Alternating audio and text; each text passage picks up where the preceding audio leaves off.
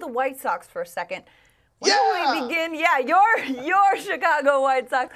When are we going to see some of these prospects make their way up to the South Side?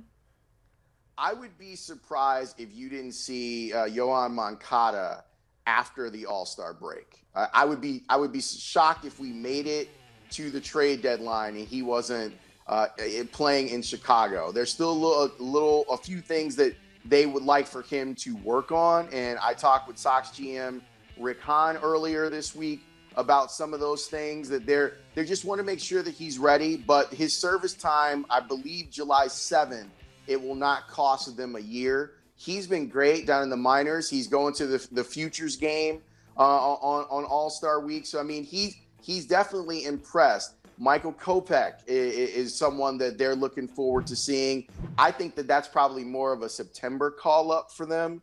And Zach Collins, who got invited to the futures game as well, they're very excited about it. The White Sox are in a very good place as an organization. And the fan base, I have never, outside of 2006, after the White Sox won the World Series, going into that season, I've never seen White Sox fans this calm, like this okay with the plan. And I joke with Rick because I looked at the attendance numbers because that was kind of a big question mark for the White Sox was if they say that they're going to rebuild, no one's going to show up to the ballpark. Well, here's the truth of it. On average, and we're halfway through the season now, and they haven't played the Cubs series, so there isn't the built-in, 2 sellouts because the Cubs are going to be there. On average, they're down about 500 fans a game. And that's incredible for a team that went on the record and said, we're blowing this thing up and starting over and rebuilding, and we're going to be bad. For them to not lose their attendance numbers through the first part of this thing, I think they should be very happy about. Sure. By the way, what's the latest as far as David Robertson? And I know, obviously, the Sox and the Nats have already pulled off one big trade. What's the likelihood that another might happen? You read my mind. And what was great is that you're watching the Cubs-Nationals series. And the last game, I ended up thinking it was a big game, and apparently it wasn't because then they went into Cincinnati and lost 2 out of 3. But in that last game, the back-end problems of the bullpen of the Nats, I was sitting there on Twitter like a car salesman.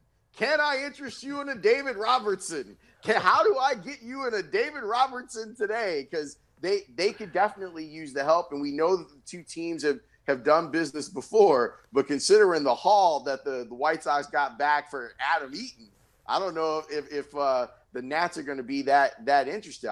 I tell you, there's another guy on the White Sox that if I'm the Nationals, I'm interested in, and that's Canely, who's been pitching really well for the White Sox, and his strikeout rate has been great, and that's what they need. They need a guy at the back end who's going to miss some bats because they've had a little bit too much balls being put in play when we get to late game situations. But yeah, the White Sox know that people are going to come for what they have, the remaining pieces on their team that actually might be able to help a contender. They know this, and now they're going to try to restock that cupboard and keep doing what they're doing.